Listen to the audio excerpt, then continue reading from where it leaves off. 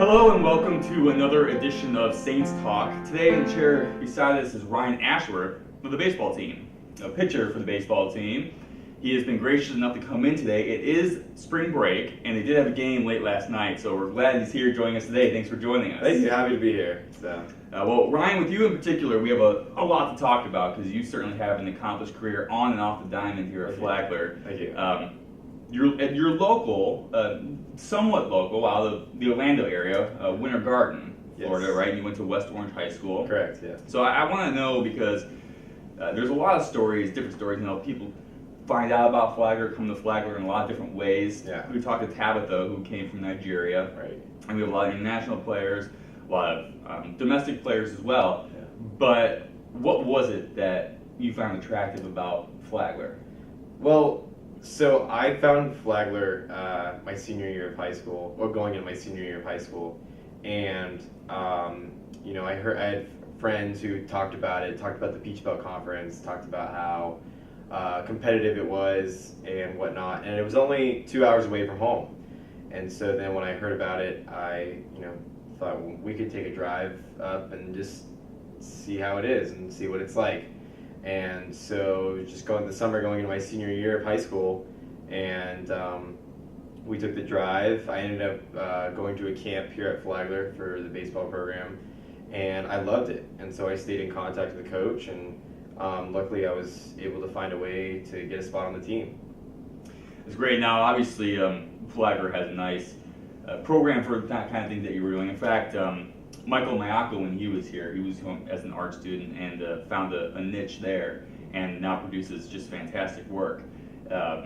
Obviously, film in that sort of vein is this is a great place to be for that as well. So, how much did that process into your So decision? that was obviously a big issue for me. I wanted to go to a school that had my major and had something that I could study, but more importantly, there's the artistic value in Flagler. I mean, the landscape and the cultural views of the beach and the town and the historical values are all so important. So, just being able to have those aspects to film and be a part of, I felt like would be awesome for my career, and I could find myself in a special place. So I was really excited when I found out that the production major, where I was going to get my hands on camera work, was here, and then I could also play baseball here too. It was just 2 for 1. Yeah, it's a pretty good combination. We can go actually study what you want to study and still be able to play baseball at a high level. That's pretty great. Now, you of course are involved with far more than that at this school, which is what makes it even more impressive. Especially since time is there's not a whole lot of time when you're playing sports and studying alone. But some things that you've done and we've watched you do is help with the Make-A-Wish reveal last year, which was one of the better experiences we've ever seen, especially for that young boy who was it leukemia or? Yeah, Zachary Catalina. He's has leukemia. He's still battling now. Yeah. And I still keep up to date with his mom. She posts on Facebook like pretty much every single day. He's in and out of the hospital, so I'm still up to date with his mom, and I still get pictures from him with his little dog. And it's awesome to see that I got to make him smile, and he loves baseball, and it just really makes you feel good that you did something special for a young kid who loves baseball and wanted to go to Disney World, and he was a local kid. So honestly, if I had to say out of my college career, it was probably one of the better days of my college career. I really appreciated everything, and everybody helped, and so I enjoyed the whole process there. What was the process like? Because we know you put out a very cool video about the whole thing. But the process of getting the wish reveal here at Flagler to putting it together to creating a connection where you're actually still talking and connected with the family. Yeah, so the process actually was like super fast. So we heard about a week and a half before that game that one of the Jacksonville ladies who works for the Make-A-Wish region said that there was a little boy who wanted to his wish to be granted to go to Disney World, and so we were just thrilled to say like we could do it at our baseball game, and I was thrilled to say that I would be able to host it. I will make sure everything is set up, and I will create video content for broadcasts and for news stations, and Before you know it, I put out a blast to a few news stations in Jacksonville and whatnot, and they were all over it. They said, send me footage, and so that's another reason why I wanted to take video, because I wanted not just St. Augustine community to see, I wanted the whole Jacksonville area and everybody to see that we're doing this here at Flagler and in the Peach Belt as well. So I also, with that, I also took over the Peach Belt Snapchat, and I had us on the Peach Belt Snapchat, so not just, you know, our friends and family, but it was all of Peach Belt who followed them could see that you know, we were doing this here at Flagler, and that we were being a part of the Make-A-Wish program and donating our time and for this little boy, because I feel like that's really, really special for him. That's fantastic. And now beyond that as well, last year you and 4 other students, I know Megan Miller, Ben Bobbitt, Alex Alford, and I believe there was another one included. No, that was it. Yeah. That was it. Okay. The 4 of you, along with Miss Karen and Ariel Dorado, went up to Virginia for apple training. Can you explain what that is about and what it was like? Yeah. So apple training, I was a little bit skeptical going into it. I had no idea what I was getting into. All I knew is, you know, they asked me to go, and I was like, yeah, sure, let's go. I'll go on the trip. And so basically, we got there, and it was a training that we were going to be used and go through, and then we were going to bring it back for our own students so we could spread the word. And it had to do anything with like drinking and driving to how alcohol influences student athletes. It had to do anything with just like student athletes in general, psychology with student athletes mentally playing the game, peer pressure, anything that a student athlete goes through, whether it's on the field or off the field. And it was preparing us to teach the rest of our student athletes in our program how to deal with that and mentally be prepared when you come about it, and if it's stress or just physically being on the field or being tired or whatnot. And so we got to learn a lot about, you know, the effects that it has on your body and the effects that you just go through.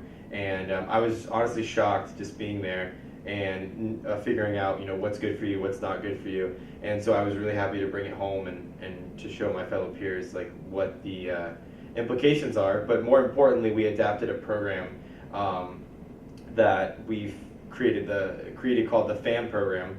It's the Flagler Athletic Mentor Program, where basically we're taking somebody who is a veteran or like somebody who's been here for a while and knows the program, and they're teaching a newcomer, you know, the Flagler ways, or like as Mr. Damon calls the Flagler way, and we want them to, you know what's right and what's wrong and how to be a good student, and basically they're just good mentors, so that way that we have more success rate in the long run. We have more 4-year people instead of having people leave after the first year or second year, because the more 4-year people, the more success we'll have in the program. That's incredible, because you hear about, you know, experiences like that, and whether it's a convention or training or something along those lines, and you wonder how it benefits the program. You know, you send 4 people up there to be trained and learn from it.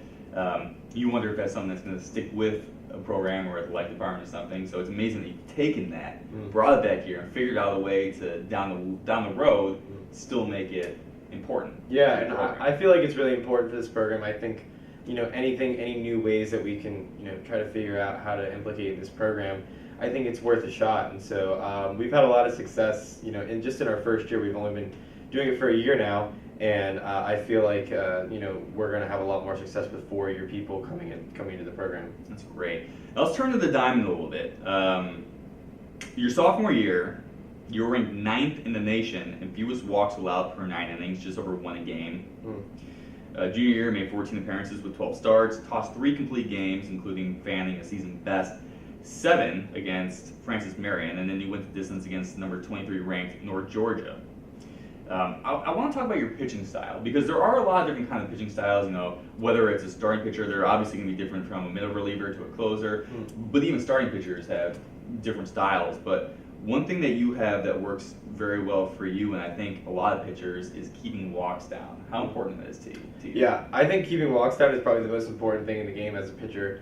You know, I've always said, if you're just trying to let them get on first base, you're giving them the chance to score. And if you're giving them the chance to score, you know, that's really hard for you to win the game as a pitcher. So my thing has always been like, don't give them that free pass. And so I feel like, I'm being defeated as a pitcher if I'm just letting them get on base and I'm not doing my job, and I need to, work on that. And so really the walks have been a critical thing for me. In high school, I only gave up 1 walk in my 4 years. Oh, man. Yeah, That's incredible. Yeah. So and so when I came to college, my mindset was still that I don't need to walk these guys. Giving them free passes is something that you shouldn't do just as a pitcher, just because you're just letting them on base. And it's something that I've just always had in my mind, and I've always just liked to be a guy who's tried to just pitch to contact and let them hit my defenders, and we'll make outs that way. What does it mean to the team to be able to have a starting pitcher go a complete game? Throwing 3 in one season, going deep into ball games. What does it mean to your teammates? I think it's a pick me up, definitely. They see that there are guys out there, and he's doing really well, and he's cruising along through the rest of the game, and they're out there just keep the momentum, like keep going, and I think the team appreciates it, the fact that just going along and getting quick outs and just moving through the game. I think that's a real big momentum changer for our side, and as long as we keep that momentum, the chances of you winning the game are pretty high. Absolutely. Did you hit during high school years at all, or is I didn't really DH there? When was the last time you swung a bat in a game? Oh, I'm curious. Last time I swung a bat in a game was probably 9th or 10th grade. It was a while ago. I'm not gonna lie. Yeah.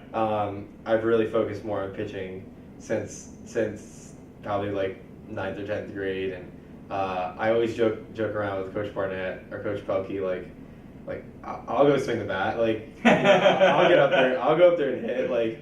So I joke around with my teammates, and I put the helmet on sometimes, and I get the bat in my hands and joke around that like, hey, maybe I'll go hit this time. And I know Coach Barnett really wants me to, but would that be a smart idea? Right. I'm not sure. Do you miss it at all? Oh yeah, I definitely miss it. I definitely miss hitting. Like, I feel like that's one thing. Like, people who are hitters now don't pitch as much. They're maybe like, oh, maybe I would love to get on the mound and see what it's like. But pitchers are like, oh, I'd love to swing the bat like right now. And I think everybody who's ever played baseball though is like, would love to be in a situation where there's bases loaded, 2 outs, and the game's on the line. And so I think hitting is one of the biggest parts in baseball. And so anybody who plays baseball would love to be in the batter's box and would love to swing the bat. And that's just how I am. I'm a competitor, and if I ever did get the chance to hit, I don't know what would happen. What happened? Yeah.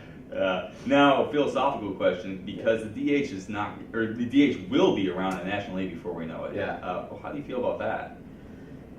I mean, it speeds up the game. Well, I wouldn't say it speeds up the game, but I think it creates a competitive game. The AL is how they are, but I don't know. There's more and more pitchers who don't like hitting. More and more pitchers like to focus on just pitching, because pitching itself is a mental. Oh, sure. Is very mental. You have to you stay mentally focused, and so a lot of those guys just go out there and don't even really worry about the at bat. So I think it definitely is hard to do both. If you can do both, that's props to you. But for the most part, I don't see there anything wrong with a DH being in the National League.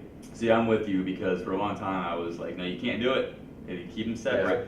But then you start thinking about that it's more jobs for more hitters. Yeah.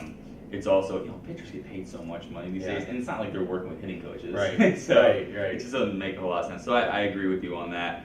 Now back to Flagler here. You are a PVC Presidential Honor Roll scholar, freshman year, sophomore year, and junior year. Yeah. So what's it like having to balance studying, not just that, but at a high level, to be able to get those kind of accolades while playing sports and doing all the other stuff you do with going up to apple training and SAC and things like that? I definitely say it's hard. It's not easy. But I enjoy it. I enjoy the rush, and I enjoy trying to get things turned in on time and making sure it's good. And I think one thing that I've learned is just time management. It's just like, it's so key.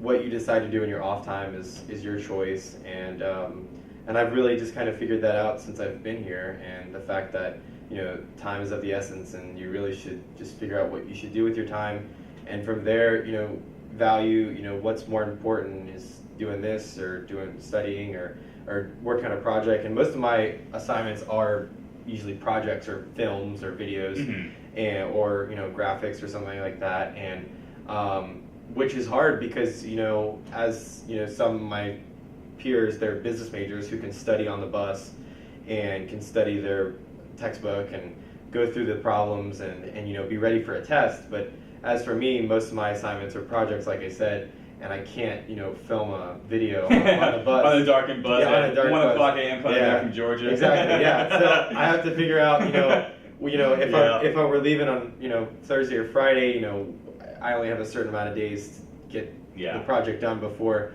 and I can usually just try to figure out what I can do on the bus and just change out the time for that. And I think that's just the most important part, is just figuring out what balances where. And I've learned to do that pretty well now that I'm a senior here. And I definitely can credit that being here and playing on the baseball team and exercising all of those talents will help me in the long run. That's great. Now, coming up, you guys are mid-season or about to get in mid-season, starting to get really into conference play here. At the end of the season, you will be hosting the Peach Bowl Conference baseball tournament for the second straight year. What's it mean for you to be able to finish off your collegiate career while hosting the Peach Bowl Conference tournament? What you learned last year that can help you guys out this year in the tournament, and what does it mean for you to be able to finish off your collegiate career here? Yeah. Unless, we'd love to see you guys go further in NCAA tournament and win the whole thing. Yeah. But as far as conference is concerned. Yeah. When I found out that we were hosting again this year for my senior year, I was thrilled. I was like, this is awesome. Like my family could come from close to Orlando and see the conference tournament. The conference tournament is definitely a different atmosphere than any regular season game or any Peach Bowl Conference game. It's so competitive and so much fun. All the teams are there. So just being in the conference tournament is awesome. And so to get there and to host it would just be a pleasure. And so the fact that it's my senior year and I would love to move on, and I would absolutely love to make this run, and I think we have a great chance this year to do it. But hosting the conference tournament here is something that is going to be awesome for my senior year, and I will never forget. Yeah, we can't wait to see you guys in that tournament and see what you guys can do. It's going to be fun, and especially just being able to do it right here at home. Yeah. Now, one more thing here. Your favorite movie is The Force Awakens, Star Wars. When can we expect Ryan Ashworth's directorial debut for a Star Wars film? Well, it's the year of 2019, and I graduate this year, so hoping to direct a Star Wars film in the next 10 years. I think that's very reasonable. 10 years, yeah. Let's see if we can get George Lucas on the phone and see what we can do about getting that connection. Yeah, if you can make the calls, I'd love to do it. I'd love to direct a Star Wars film. I mean, that's actually honestly always been something that I've always put as a future goal. It's my career goal is to be a Hollywood film director, and I'd love to direct Hollywood feature films, and I've already enjoyed the process. So the process is such an inspiring process to me, and so the fact that I've learned so much in a short amount of time, I think that my career goals are relative, and my future ultimate goal would be to direct a Star Wars film. That's so cool. That would be awesome. So cool. Right.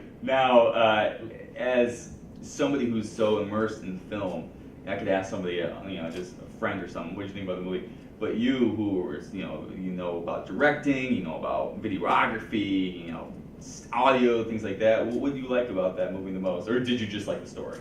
You talking about the movie? Yeah.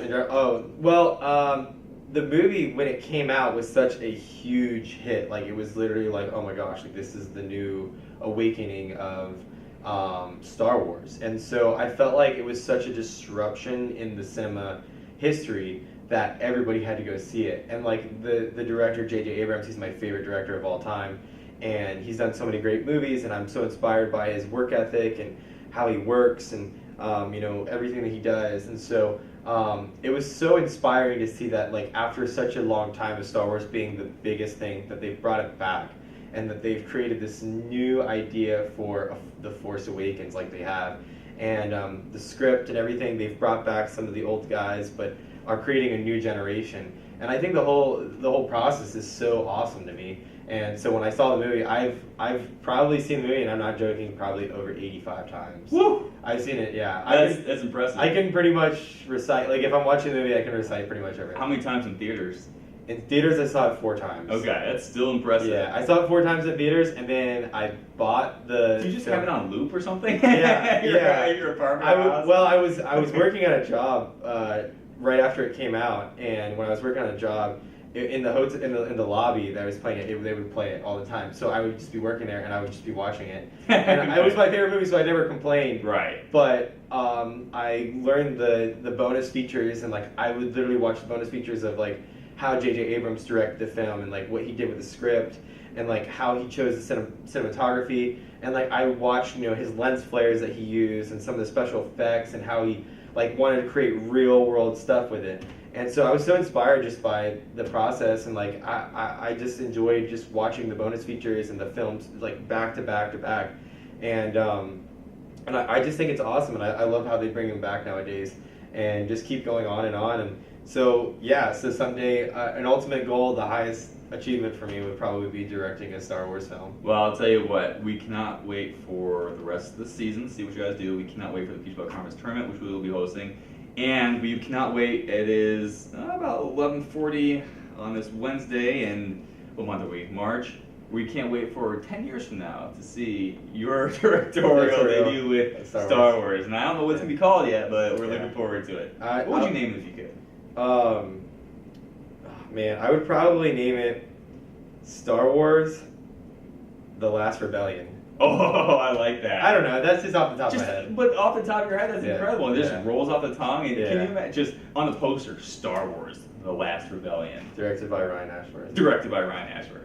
That's a cool name. I like it. So if they find this 10 years from now, people are going to be going back and forth and saying, this is the last Star Wars movie Ryan Ashworth directed. They're going to be making so many things, and Disney's going to fire me on the spot if they find this footage. So we'll run it and then we'll hide it. Yeah, that sounds good. That's what we'll do. Yeah, we'll run it for everyone to see, and then we'll hide it. I'll tell you what, if it does happen, that I direct a Star Wars movie in the next 10 to 15 years, I will come back and I'll drop the script on your desk and show you. You'd be the first one to see it. So. I really look forward to it. I'll give it a read through and probably be blown away. Thank you. I'll be like, I'm ready to see this in theaters now. Awesome. We'll see what happens. Yeah, Ryan, thank you for joining us. It's always good talking to you, and we can't wait to see what you can do with the rest of the baseball season, and then obviously with your career, because there's going to be big things happening there. Thank you. I really appreciate this. Thank you.